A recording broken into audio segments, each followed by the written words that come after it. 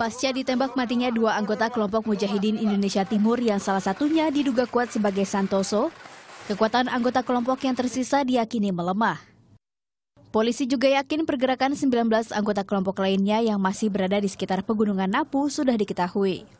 Ya, kita sudah tahu letak-letak, tapi kan mereka mobile, bergerak terus. Pada saat ini mereka di sini, saat ini mereka di sini, bergerak terus. Ya. Sehingga ya itu perlu disamping karena dia bergerak, kemudian ditambah lagi mereka menguasai medan, inilah yang membuat proses penanganan kelompok ini perlu waktu. Dan kalau operasi Tinombala sendiri sudah hampir setengah tahun ya. Selain itu, pakar pengamat terorisme Universitas Indonesia Ridwan Habib mengungkapkan, besar kemungkinan aktivitas terorisme di Poso kedepannya akan berkurang. Pasalnya kelompok ini kehilangan satu figur penting yang juga ditakuti oleh anggota kelompok lainnya. Meski begitu, Indonesia perlu tetap waspada akan ancaman terorisme dari sel-sel lain yang tersisa.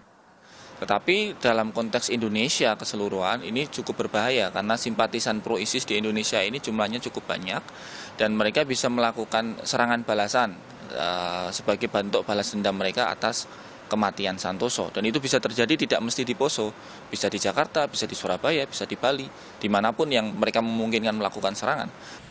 Sejauh ini proses identifikasi jenazah yang diyakini Santoso ini masih terus dilakukan. Proses pemeriksaan DNA membutuhkan waktu 2-4 hari. Meski begitu, pencocokan data dan penjelasan dari pihak keluarga telah memastikan bahwa jenazah tersebut adalah Santoso.